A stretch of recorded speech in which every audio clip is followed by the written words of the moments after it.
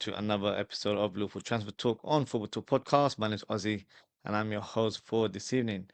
Now, it's been a while since we've done a show, so I'm glad to be back live and kicking.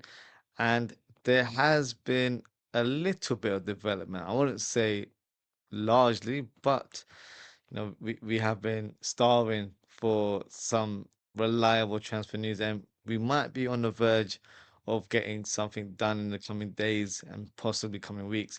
So we'll speak about those rumors in particular, plus there's a few other rumors circulating. We'll also focus on the team as we've just played our first preseason game over the weekend. But before we begin, please don't forget to like and subscribe to the channel. So let's talk about the first topic, and of course, goes without saying, it's going to be about Bradley Barcola.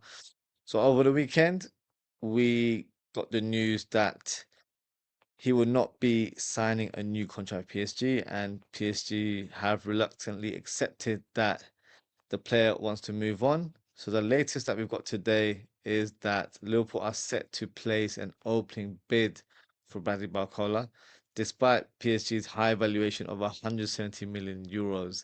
Liverpool will point out the fact that Barcola only has 2 years left of his current contract and he will not sign an extension. So Liverpool's initial valuation was around £80 million. Although Liverpool view adding Barcola as an ideal scenario, there are no plans to overpay even in an inflated market. So that's a bit of a concern, slightly, because for two reasons. The first is the valuation that PSG have set, 170 million euros, which is about 160, 165 million pounds. Absolutely ludicrous. That is not the true valuation of Bradley Barcola. And I think they're just trying to milk it as much as possible there. The second thought is that how much are Liverpool willing to pay? Because we all know with regards to Yan Diomande, we were willing to spend about 100 million euros or 100 million pounds even. So if we were willing to go that high for Diomande, why are we reluctant to go higher than 80 million pounds for Barcola? For me, that doesn't quite measure. And even though Yan Diomande has a higher ceiling potentially, Barcola has been doing it for a good few years now. He is a more accomplished player in comparison to Yan Diomande. I'm not saying Yan Diomande won't succeed for years to come, but as it stands, he's only had one proper professional season. So if you've got a player that's established like Barcola, I think you should go above and beyond and try and get him over the line. And let's be honest, there aren't many options out there in the market. I know some will say you've got Minte, you've got this and that. For me, they're not quite Liverpool level. And I feel like Barcola would be the player that could give us that extra edge that we need on the flanks and in front of goal as well. So, me personally, you guys will know I've been campaigning for Barcola for about a year now, and it won't stop until he joins the Reds this summer.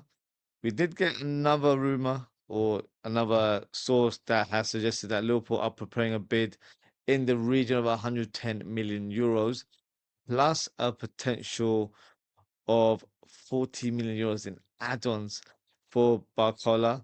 The bonuses will be structured around the Premier League and Champions League, and Barcola is keen on a move to Liverpool. In terms of Barcola, that's been the theme in the last few days that he wants to join Liverpool, which is of course positive to hear. But in terms of the fee that's mentioned there, 110 million plus 40 million add-ons, sounds a bit crazy if you ask me.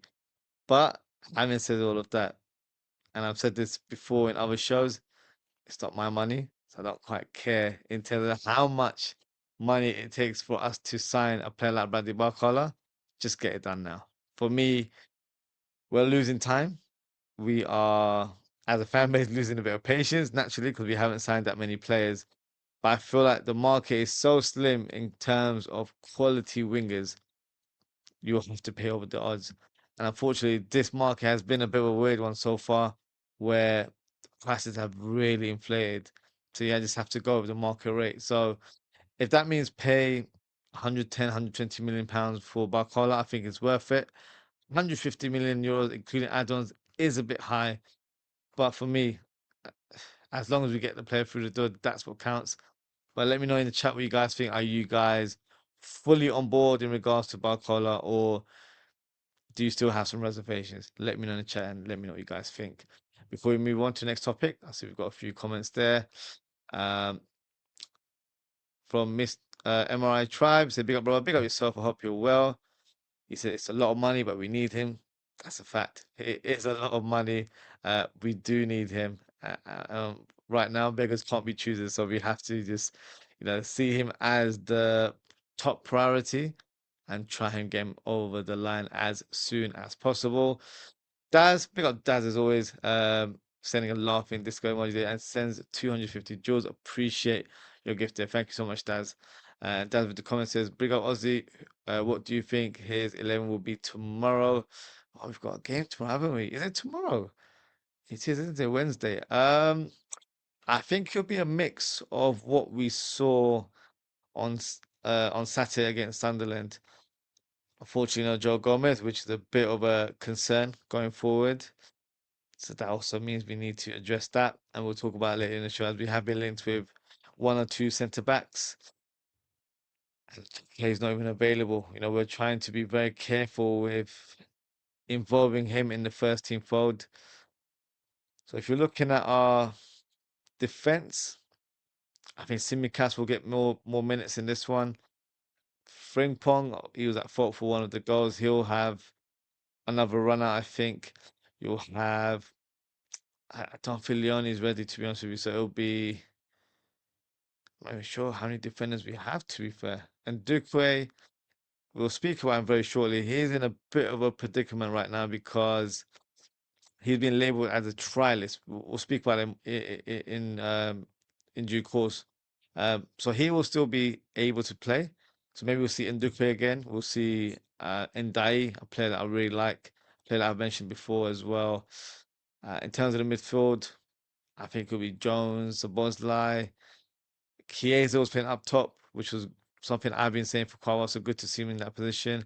Harvey will get run out. So I think it'll be a similar team that we saw against Sunderland, but it'll be mixed around, with Morrison and Kumas. Maybe they'll get to start in this fixture instead. So it might just be like a reverse order, if that makes sense. But yeah, good to see the boys playing with the pressing that we've lacked. There's more energy. There was something about us on Saturday. We were playing in our old ways, which is a positive. I'm not saying in a negative way, I'm saying in a very positive way that we were playing with high intensity once again. So hopefully, this is just a sign of great things to happen for us this season. So yeah, lots to look forward to. Um, MRI Tribe says, "Just subscribe, brother. Keep up the good work. Big up yourself. Thank you so much for subscribing. Appreciate your support." That says, "Do we know how long Gomez will be out for?" Not at the minute. It doesn't seem like it's a long-term injury. From what I've heard, it seems like it's just a slight knock and they have to just be a bit wary of it. But they haven't done any official scans at the moment. So we'll have to wait and see. Hopefully, it's not a long-term injury. Even said that, even if it's a short-term injury, it just goes to show that we can't go into this season with four centre backs, including Joe Gomez, because that's not, you know, it doesn't present us with a bit of stability. And if we have one or two injuries here and there, we're very thin in terms of numbers and quality in the back line. So that's something I think the club needs to address this window. Moving on, let's speak about Rayan. So the rumor is that Liverpool have made an initial approach to Bournemouth for Brazilian winger Rayan. Liverpool have checked on the possibility of signing the right winger. Any potential deal will be complicated as his asking price is more than £100 million. My thoughts on that? Well, for me, I've always said Rayan is the alternative to Yan Dumonde for that right wing position. I feel like what we saw in a pint size version last season from January to May, I was very impressed with how Rayan adapted to the Premier League. It was literally a smooth transition. I was watching a compilation earlier on today, scoring different types of scores called headers, tap-ins, nice curling shots as well. So he's got a variation from his shooting, and he's dynamic, he's big, he's strong, and I feel like he's just got plenty more levels to achieve. So he would be the ideal signing for us this window. But you know, there's a lot of stumbling blocks for me. Number one, are Bournemouth willing to do any business? Possibly not. And if they are, what is the valuation? I think it would be at least £100 million. And if that is the price tag, does that mean we only go for Rayan or Barcola, or somehow someone's taken John Henry's checkbook and we could potentially sign both of them as a combined duo? That's the dream. That's what I'm hoping and dreaming of right now. I'm praying, I should say as well. Um, but I don't know, what where we stand with regards to that. What I will say is I think we'll at least sign one more winger. I think that would be expected. Another one would just be a pure bonus. But I don't know if Liverpool will go to that level at the minute. But in terms of profile, I think Rayan is pretty much suited to what we want. And I'm sure Irola will be speaking to Richard Hughes and knocking on his door, making sure that he tries to get the Brazilians to Liverpool, as he's had great success with him in even a very short period of time. So for me, Ryan would be a great signing for us. But let's just see, what's going to happen. Are Bournemouth willing to do business, or will we have to wait until January or next summer to talk business? We'll have to wait and see. Daz with the comment says Van Dijk and Verts and Isak are out.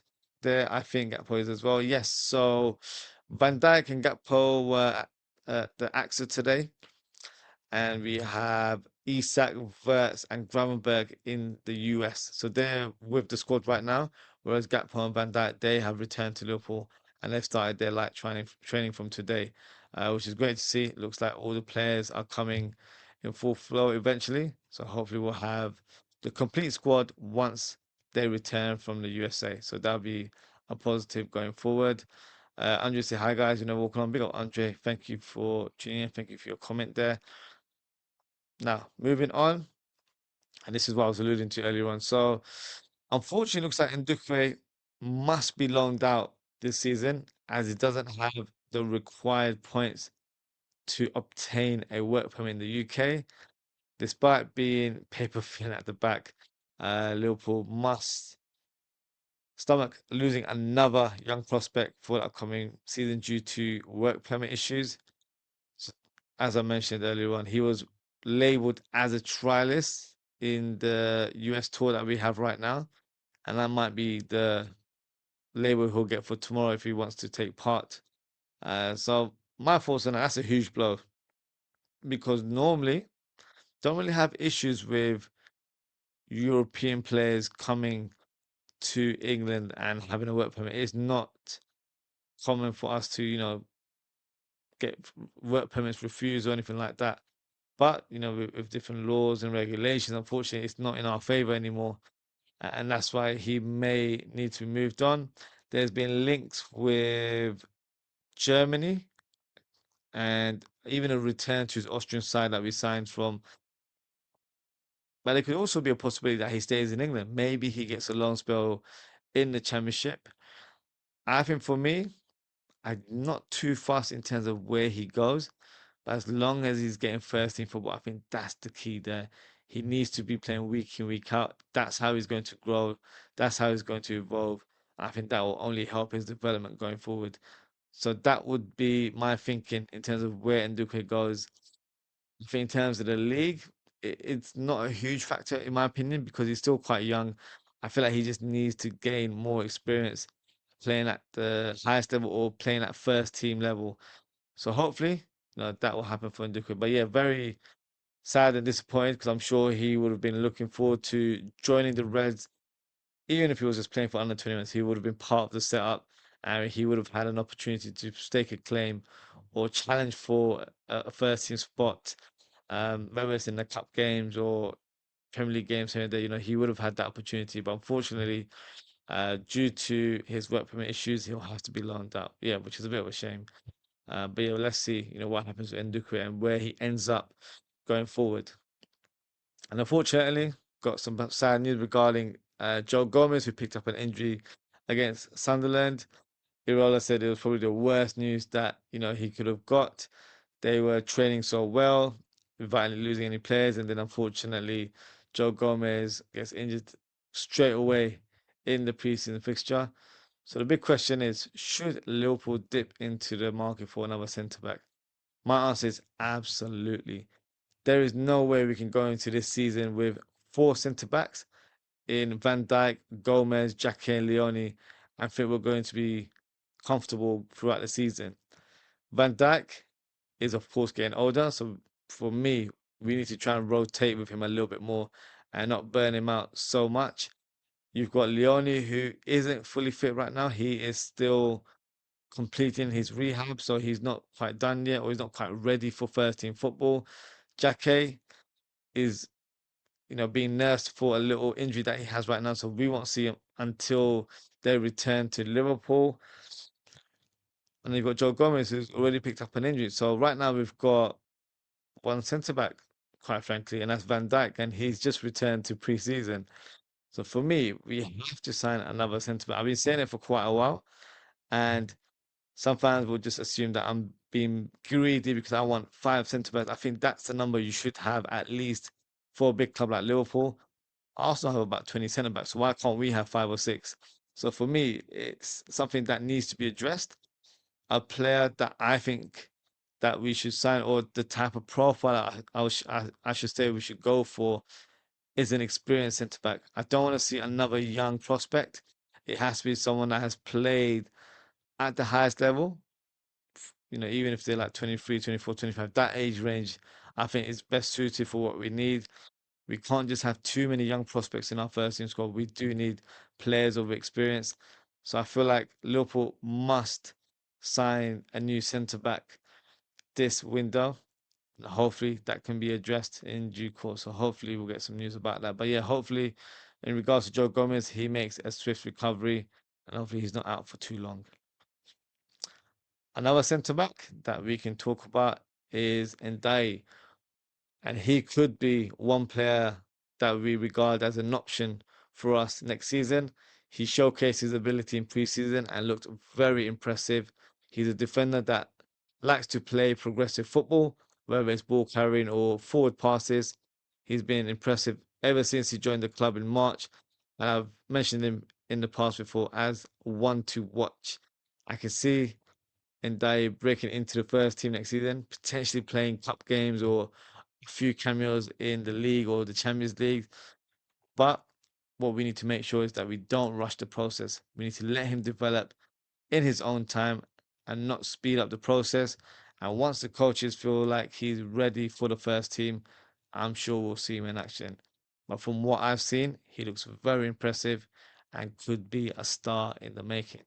So that is a player that I feel like could be part of our setup. But let's not put too much pressure on him because he is a player that's still learning his trade, only 18 years of age. So he still needs to grow, he still needs to learn, needs to make mistakes in order for him to grow and develop. But unfortunately, as we're feeling right now, he might be a viable option for us in the coming weeks. But hopefully, when the window closes, we've addressed the centre back positions with some experienced additions. Now, not a Liverpool player, but Dan Ballard made some comments about Liverpool's style of play, which I found very intriguing after the Sunderland game. And he said that there's a big difference. The new gaffer sets the team up in the press very differently. He's very intense in terms of how his teams play. So they in terms of Sunderland, they had to do a lot of work when they faced Bournemouth last year. And in terms of this team that he's currently managing, Liverpool, he said they were aggressive in the press. They played very vertical and they go straight for goal, which is a little bit different to Slot's teams where it was more possession based. Uh, and that gave the opponent more time on the ball. So he was quite surprised to how Liverpool played last season. And we all know our identity in terms of how we play. If Dan Ballard saying everyone should know that Liverpool play aggressive football, and that's how we've played for a number of years. So it's interesting to hear from an opponent that he's noticed a dramatic change, and this is the first preseason game, and so he was already sensed the changes by the new coach Andoni Iraola. So for me, that's only positive to hear, and hopefully we'll get to see some more positive performances during preseason. Another player that made a cameo and did really well, to be fair, when he came on was Federico Chiesa. And the current status is that he's determined to stay at Liverpool and fight for a bigger role under Iraola. The winger is ready to compete for regular minutes rather than seek a move away this summer. Uh, Chiesa is also aiming to earn a return to the national team through his performance at Liverpool. So, in regards to Chiesa, I mentioned this a couple of weeks ago, and some fans weren't too pleased with my comments or weren't too responsive. I basically made a suggestion that I wouldn't mind seeing Chiesa stay for another season because I see him as a viable option, not just for one position, but multiple positions. And I feel like he will be needed um, due to our current setup. And also, we've got a couple of injuries as well.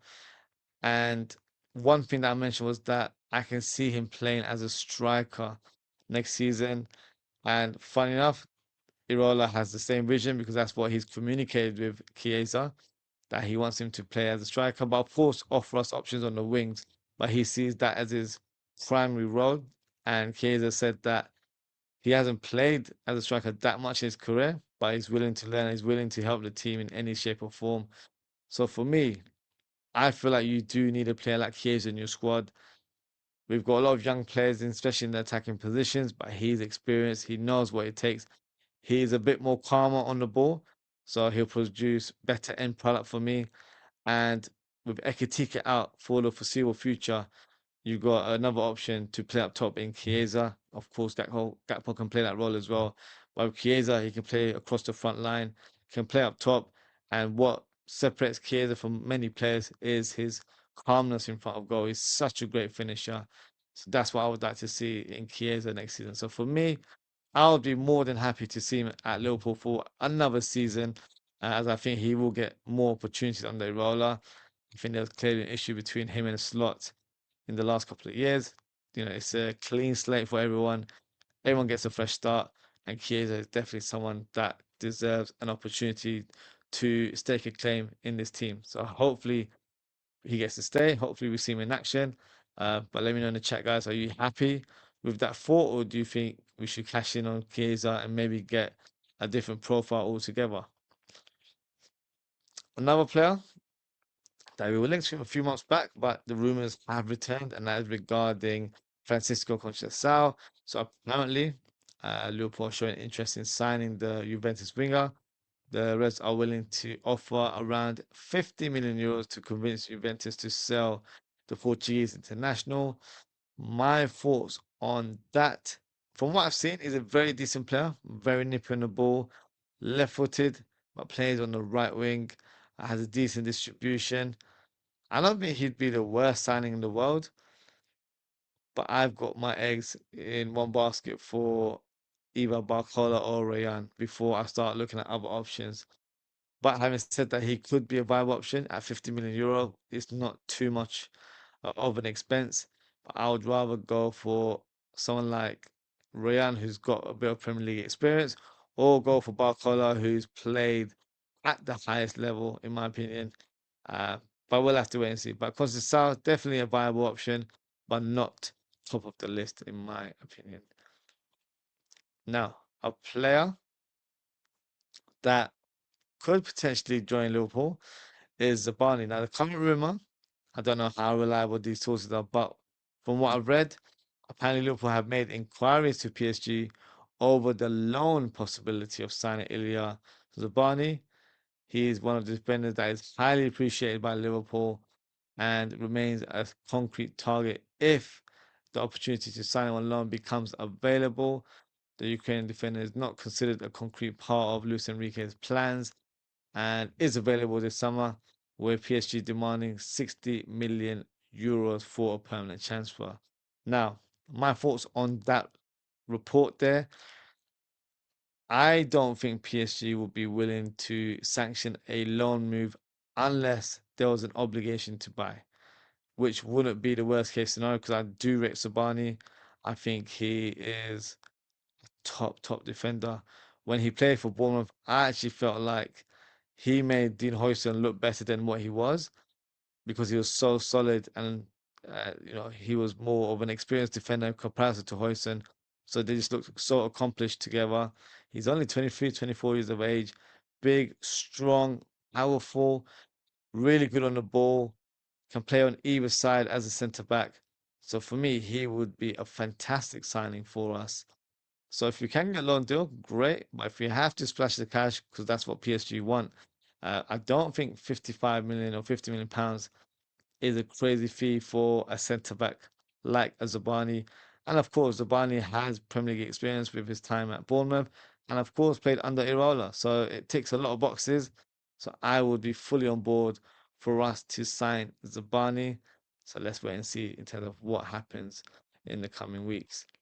Now, another player that we've been linked to previously is Ibrahim Mbaye. Apparently, PSG have offered the player to the likes of Liverpool and Man City.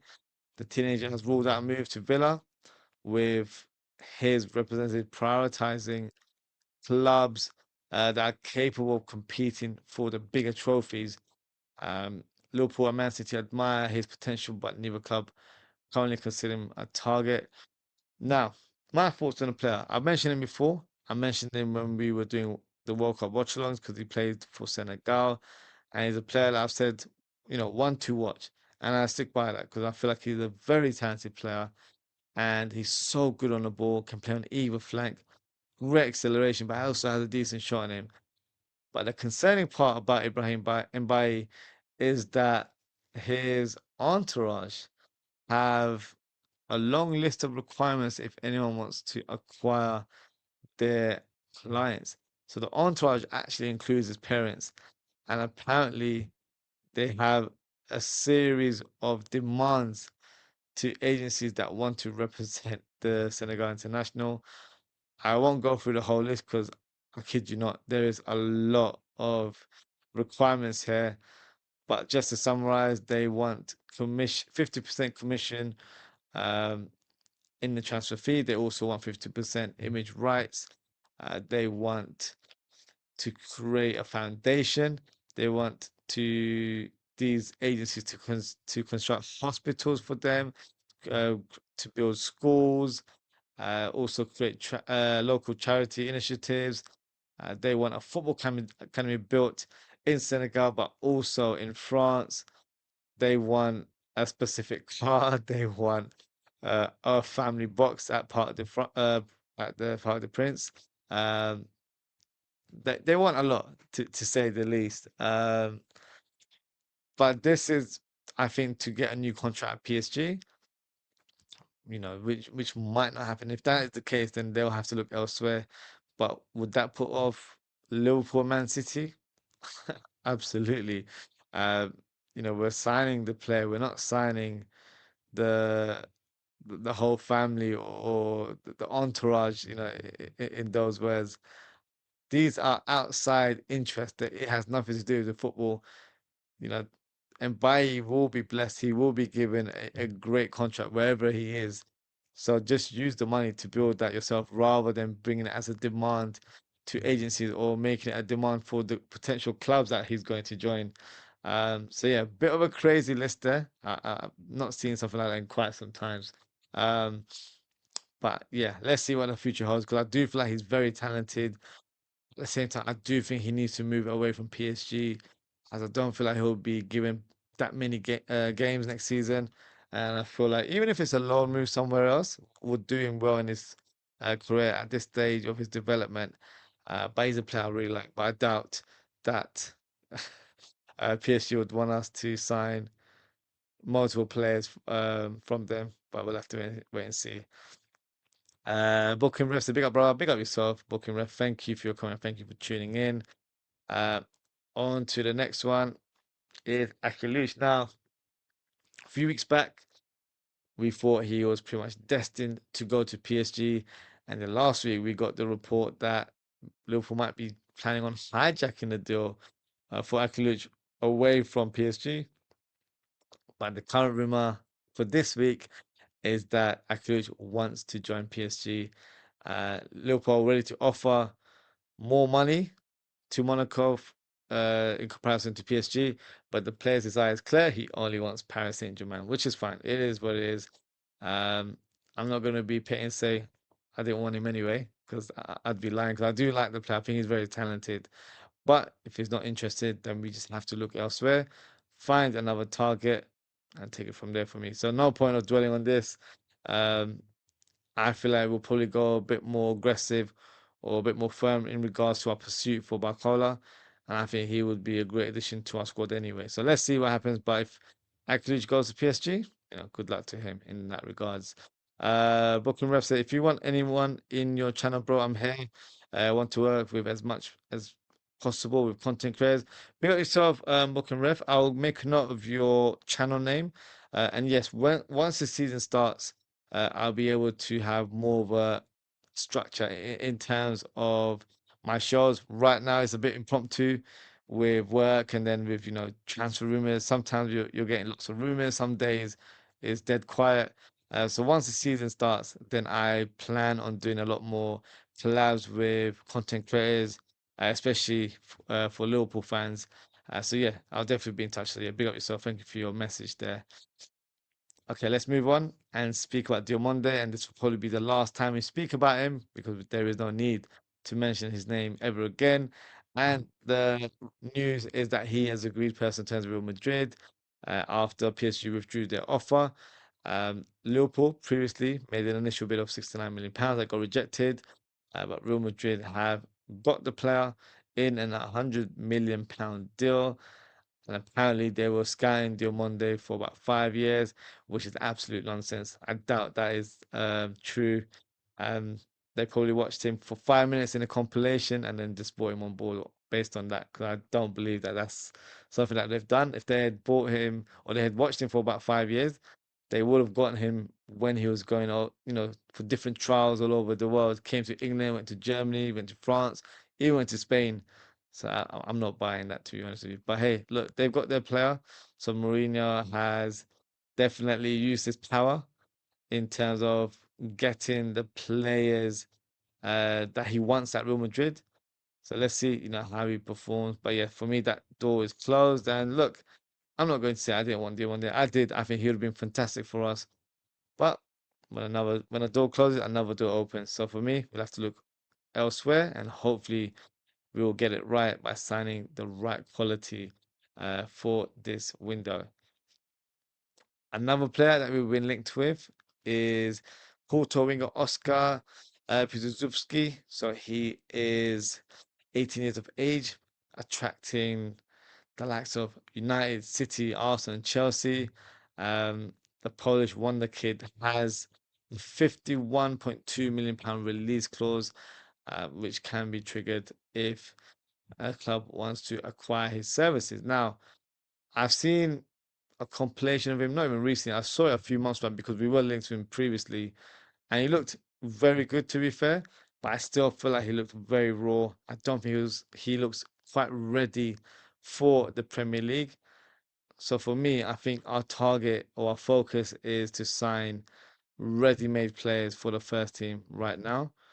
So I don't think he'll be a target for us, but he's definitely someone I'm sure the club will be scouting and seeing how he progresses. But nonetheless, a very talented player. I just don't think he's the profile that we're after because we need to sign established players at the minute. Wayne says, big up Aussie and chat. Big up Wayne. I hope you're doing well. Um, Now, back to Jess Spence. We spoke about Jess Spence quite a bit last week. Barry Hunter, our chief scout, is said to be someone who has put Jed Spence's name forward on the table as an option for this summer. Well, I hope he's got a bit of power because that's the player I want at the club. I think Jed Spence would be the right profile for us in terms of signing a new fullback. He's a player that can play right back, he can play left back if needed. He's strong, he's athletic, he's versatile. Going forward, he's very aggressive on the ball as well. So I think he'd be a great signing for us. And apparently, Tottenham are willing to do business for about £40 million, which is absolute peanuts. So I'll take that all day long. But I don't know if a right back is a priority for the club. for me, it's a definite priority. But maybe they're focusing on getting a winger first, and then maybe a midfielder, then a centre back, and then a right back. Or we do a hybrid thing where we get a defender that can play centre back and right back, which wouldn't be my first choice. But at this stage, you know, we can accept what we get right now because right now we're not doing much in the transfer market. But I do think we need to sign a right back. I think it's a position that has been a bit of a problem. You've got kind of Bradley, who unfortunately still hasn't recovered from his long-term injury. Frimpong has been in and out of the team with injury issues himself. Karen Ramsey, who I thought uh, his time was coming to an end because I thought his contract was expiring in June, July, but maybe he's got another year left that I wasn't fully aware of. He made a cameo the other day. Maybe he could be a viable option for us next season. But I don't know if he's at the level that we need at Liverpool. So therefore, I think we should go and sign a player like Jess Spence, who, if you believe the reports, would only cost us £40 million. So for me, that would be a bargain in this current market. So I would definitely try and sign this defender as soon as possible because I think it's a position that we need to address. Wait, it says I'm not getting notifications for you, Ozzy. That's a bit strange. Maybe just go back to the channel page and highlight the bell, as in turn it off and turn it back on again. Maybe that'll work. I'm not too sure. I was scheduled to do the show yesterday, but I had to reschedule for tonight. So maybe you got a notification yesterday and you didn't get one today. But yeah, do double check. Hopefully, you can get that resolved. Wednesday, did you see what Anfield Edition said last night about Barcola will probably be the only signing this summer if no major outgoings happen? Is that in terms of attacking options, or is that just in general that we're going to make one more signing and that's it? If it is the latter, and we're just going to sign one more signing, that's it, that is a concern. That's a huge concern for me because, okay, on paper, technically we've got players replaced from the players that left. So, for example, Robertson left, but I guess Simicast takes his place in the squad. Janate left, and on paper, I guess Jake takes his place. Who else do we have? Mohamed Salah left. We haven't signed that replacement, but it could be a Barcola, it could be someone else, or it could be the addition that you're referring to. So the club could just say that, well, look, the players that are left, they've already been replaced, whether it's internally or if we've signed someone else or we've promoted the youngster. So we don't need to go out and just sign lots of different players. If that is the case, I would be quite concerned about that because just look at our centre back options, as I mentioned previously. We can't rely on Van Dijk too heavily as he's getting older. He will need to be rotated. And Joe Gomez is injured now. We don't know how long he'll be out for. And he can't be, for me, relied upon as one of our prime options. For me, he has to be on paper the fifth choice. Leone hasn't quite completed his rehab. He's getting closer, but he's not quite ready yet. But he will be an option for us as well. Jake, same situation. He's nursing an injury, so we're not rushing him in terms of getting him into the first team so soon. So for me, that's not a lot of experience. You've got two young players that have picked up big injuries recently. You gotta give them a bit of time to get accustomed to new surroundings, new atmosphere, new types of, brand of football, whether it's internally in terms of how we're gonna play or how the league will be presented to them. And Joe Gomez, as experienced as he is, he's not always available. So I feel like we have to sign another centre back. And right back, we're speaking on Jess Spence right now. He's a player that I feel like we definitely need to add as well. Midfield, it's been a problem position for us ever since Fabinho left the club. We must sign a number six. We can't go into next season without signing a number six. For me, that's not a viable option. And then you've got a winger as well. So, I don't think we need to address too much. If we get the winger, if we get a midfielder, a centre back, and a right back, that's four more players. I'm content with that. But if that is the case, I would be concerned. I wouldn't have too much sort of high hopes in regards to what we can achieve next season. But yeah, we can talk about that once we get more clarification in terms of what's going to happen to Liverpool this summer. When he says in general, by the sounds, plus FSG have history of doing this. That is true as well, to be honest with you. Alonso, big up yourself. He says, leave it late, FC. Yes. We're either monitoring FC or leave it late. It really is. We're always in the shadows or just scooping, looking, watching, but never actually dared to make moves, which is a bit of a shame. So yeah, hopefully we don't regret it. I know we've just had the World Cup, so timing has been a bit awkward to acquire new players, but now we should be in full flow. I was never a fan of Irola coming in, as you know, but if this is true, they are not backing him. That is correct. You were definitely not his. You did say that he wouldn't have been your first choice, but you fully back him, which is fair.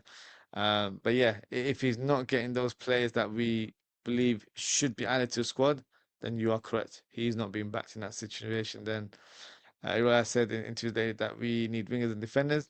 He's spot on. So I'm not sure, where Anfield. Sorry, what was the source? Anfield Edition have got the information from. I'm hoping they're wrong because we need to address these positions very, very soon. We can't wait too long, to be honest with you. That's sorry. Alonso says the World Cup shouldn't be an excuse if big clubs were doing business during the event. That's true. Well, of course, we signed Munoz during the World Cup, although it was a release clause. But the only club that was making moves was Tottenham. But Tottenham, you know, a lot of the players that they were signing, they weren't even playing international football. So, it's a different scenario there. But right now, we're in late July. We've got just over 5 weeks to get something done. Hopefully, Roger Hughes is doing something, rather than just sitting on a yacht. That's it. What number shirt would Munoz have Ozzy and Barcola if he comes? Um, Munoz,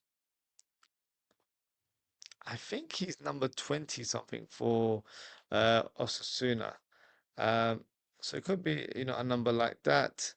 Um, what numbers do you have available? Because Robertson was 26, maybe 25, 26 could be his number. Harvey is back, so he's got number 19. So yeah, maybe those would be the option. And who's the other player you mentioned? Barcola. Barcola likes 25 actually. So that could be his number there. So I guess Munoz and Barcola will need to fight for number 25, which yeah, seems a bit bizarre. Of course, what am I saying? Number 11 is available. So maybe he gets number 11, takes over Salah's squad number there. So Barcola for number 11, and I've said Munoz for number 25 would be my guess. Wednesday, it would explain the lack of movement on transfers. I agree. In terms of the World Cup, I do feel like it plays a part because, of course, players are participating. They don't really want to hear any outside noise, whether it's from the agents or the media. So that's something we always had to wait on, in my opinion. And I do feel like because it's come to an end now, you're going to hear a little bit more. Of course, a lot of those players are on holiday right now, so that we might not get any further developments until next week. That would be my guess. But as long as Liverpool are trying to make moves, it will give us the idea in terms of what the club wants to do in terms of adding more players to the squad. So hopefully, we can get some players through the door very, very soon. Slightly off topic, but still has a relevance to Liverpool is in regards to Luis Diaz. Apparently, Al Hilal have made Luis Diaz their top priority after Dembele rejected the club. So they're currently working on a deal to sign the Colombian.